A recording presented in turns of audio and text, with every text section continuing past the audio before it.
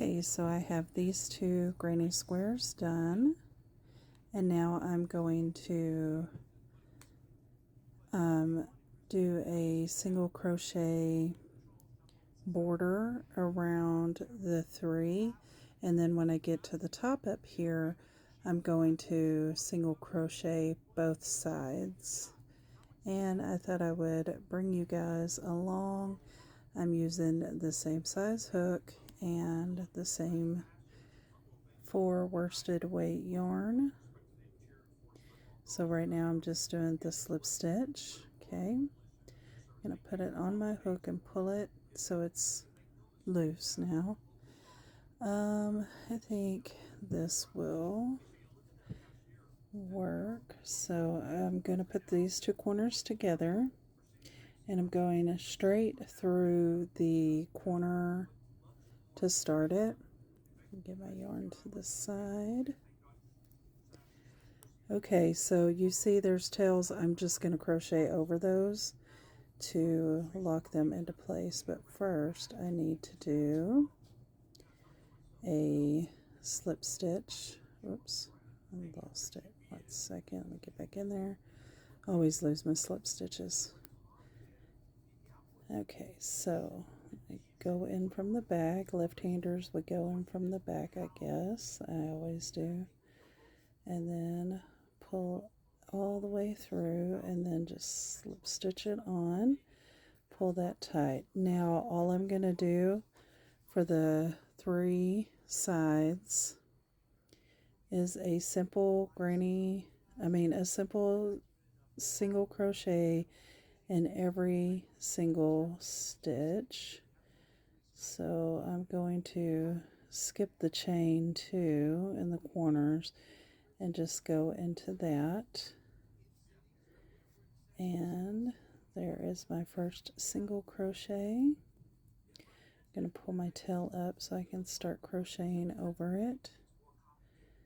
Let me slide through right up under the V there, you see. And then I'm going to go under the V on the other side, so I have both V's on the hook. Going to pull this over. Going to single crochet and just repeat this step all the way down, so I will show you. I'm making sure to catch the same stitch on both sides so it is an even count, and the square will be even all the way.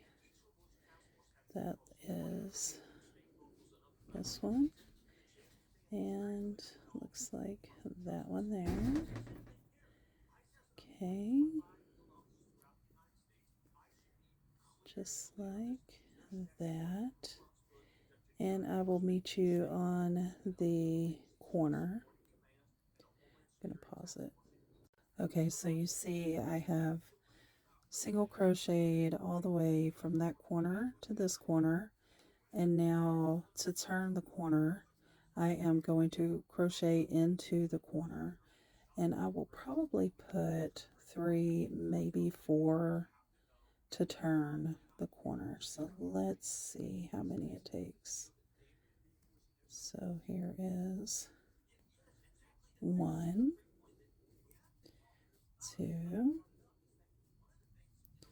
it's already starting to turn, 3, and this is the 4th one, and then I will single crochet all the way down to the next corner to put the 4 into that one,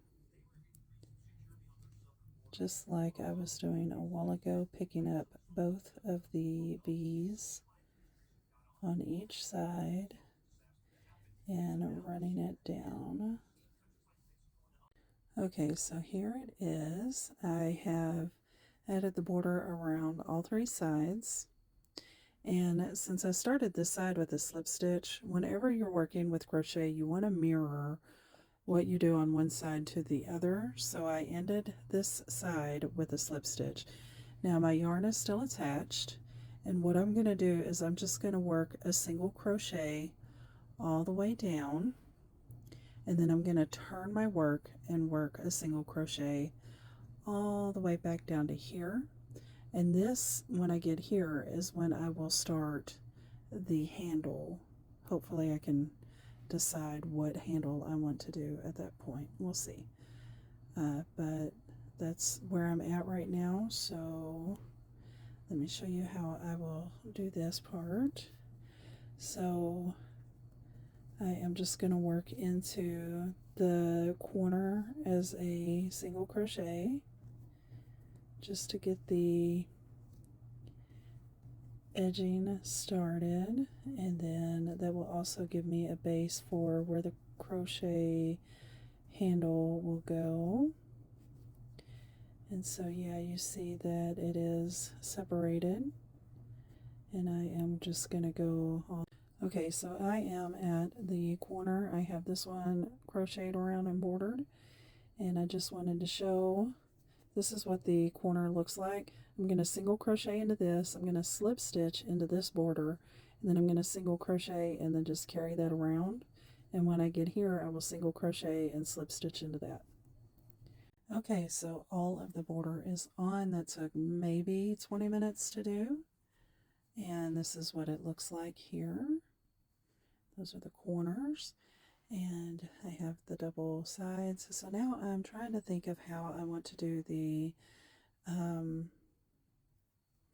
handle, and I think I may just do a simple single crochet for probably like 75 and then connect it over here. Okay, so I ended up doing 150 to make it like a crossbody, and now I'm going to make sure that the handle is not twisted, and I will take it to this and add a single crochet just like that, and I'm going to add one to the slip stitch. It's just a slip stitch, and I'm going to chain two, and what that does is that gives me the ability to make a knot without having to tie it.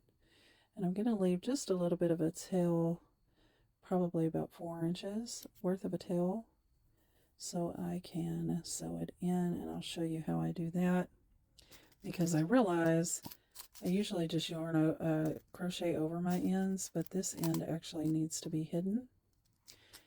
Let me show you a cool little trick on getting your yarn to go through the hole, because see, normally your yarn's thicker and it splits up. You see that?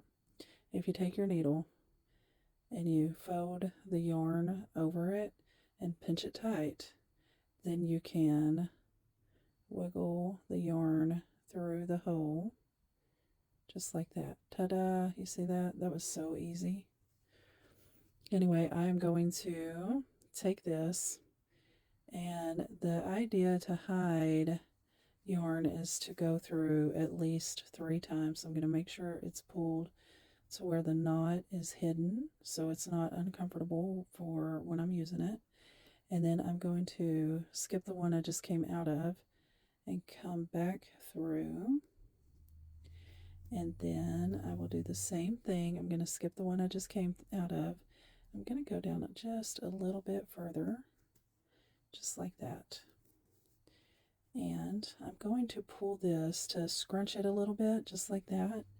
When I go to cut the tail, go as close as possible to the piece of fabric I made. I'm going to clip it, and then I'm going to unscrunch it, and the tail will just go in like it was not there.